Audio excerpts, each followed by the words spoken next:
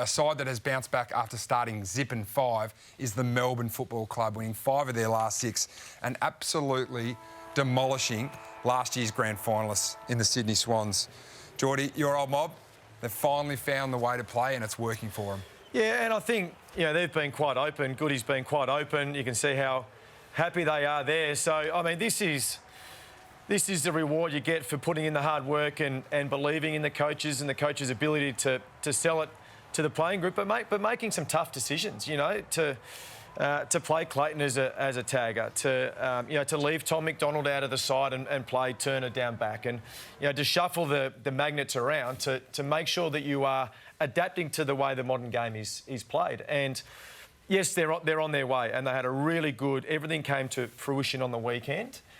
There is no doubt in my mind that one particular, we speak about Will Day out, one particular player makes a huge difference in Cozzy Pickett, but it seems like their mix at the moment is on the right track. Bucks, you're in love with Cozzy? Oh, absolutely. He's been huge. And have a look at these numbers that we've shown. So he's actually, you can see how much he's enjoying your footy. And who would have thought that we would have seen that vision of Melbourne walking off the field 6 weeks ago? Like, they look like the exact opposite. So this bloke plays with enjoyment. He's actually taking the game on. He is fearless in terms of being pressured from the opposition. He's got his legs under him. He's got speed. He's got power. He's got agility.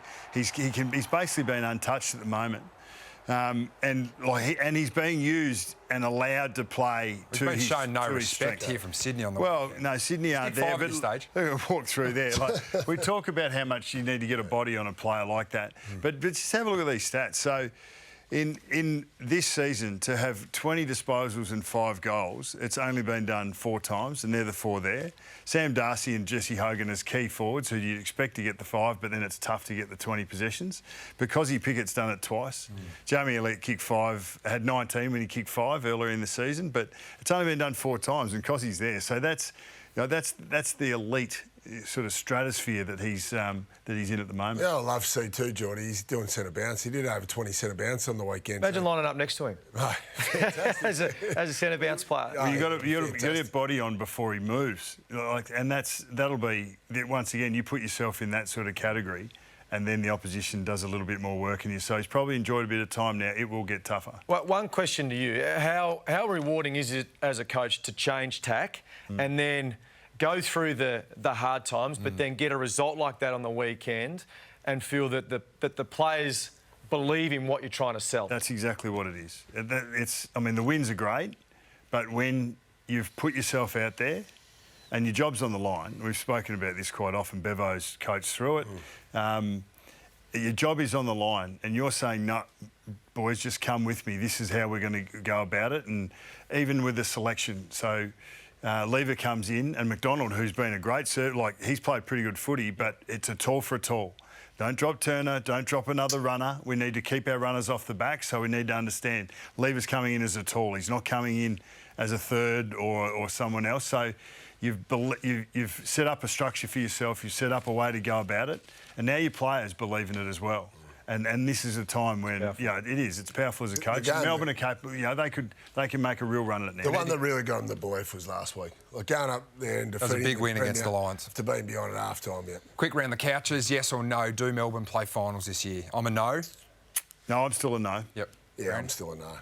I'll go yes. You're going to go yes. Very good. Well, there was another side to the story at the out, MCG on Sunday, and that was the Sydney Swans, Brownie, and they are a shadow of the team that played off in that last Saturday in September last year. Yeah, they are, no doubts about it. Look, they've got players out. There's reasons. The VFL team's last in the ladder. They got beaten by the second last team on the weekend. That was Coburg. So obviously their stocks are bare at the moment. They've got some players come back in. There's been some ill discipline. There's been some injury. Obviously, he lost some players through suspension. Look at that, though. That's a big problem. So, minus 27 contested footy.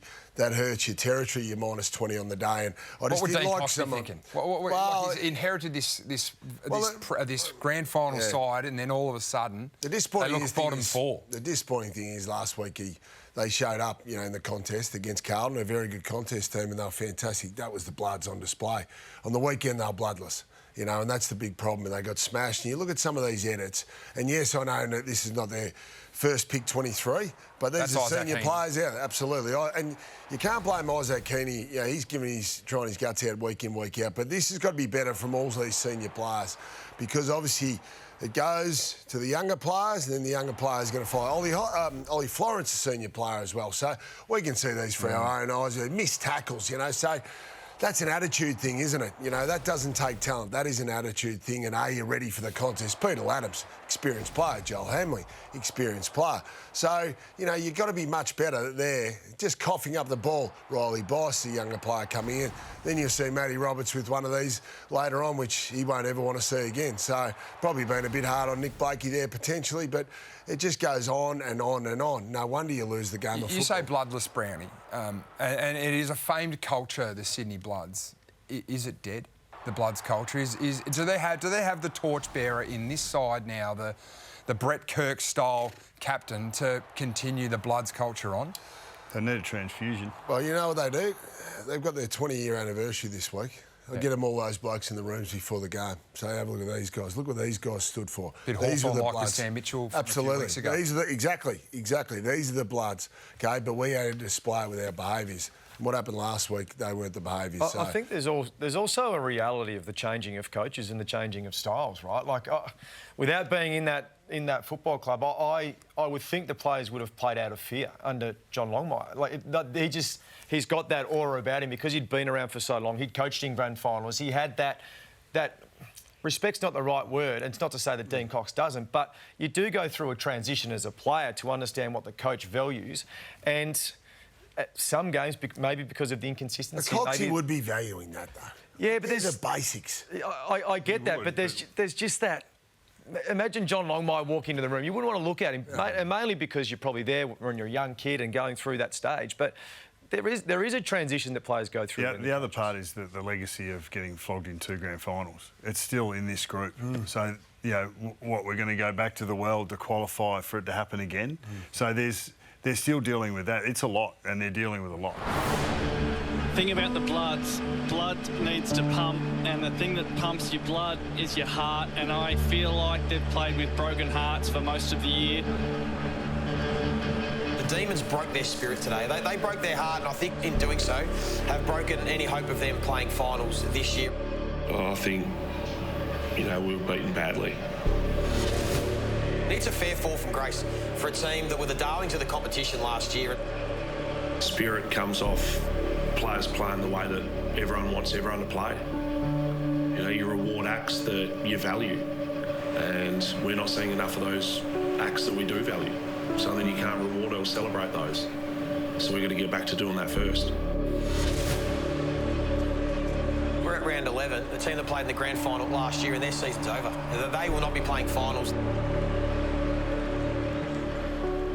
Recent history tells you that the heavily beaten runner-up it's a load to bear in the next season. I think Sydney thought the coaching change might prove invigorating, and it hasn't done that. It's a load to bear for a premier as well, Jared. We've seen that in recent times, not being able to back up. So, you know, this is a really interesting situation here because they've had such great success with the way they've handled their succession planning. We've all been, I think, pretty generous in the way that we've seen this unfold with Horse, you know, making the decision, and then Dean Cox being the man that steps up. So our assessment has been, I think, generous, whereas, you know, the handover at Port Adelaide hasn't even been made yet, and we've been pretty harsh and scathing. You know, you're going to hand over to a man that's already been at the club for how many years? They're 4-7, Port Adelaide. So they're 4-7, the Sydney Swans, and the conversation now is, will Dean Cox be able to have the impact on this side that the Sydney Swans want? Tough question. Hasn't been asked up till date, but it has to be now because this is a side who are paddling. You know, down 20 inside 50s on the week. This is a really bad loss. Lost contested possession by 27 and lost uncontested by 59. They go inside 50, they take 7 marks. A week after, Joel Amadi comes back into the side and gets suspended in the dying seconds, and Justin McInerney does it. So you throw all that into the melting pot. That's enough for Dean Cox to, you know, that's his week right there, trying to sort his way through that. And we've long suspected that this is a side who've been driven largely, not large, that's not unfair, they made the grand final.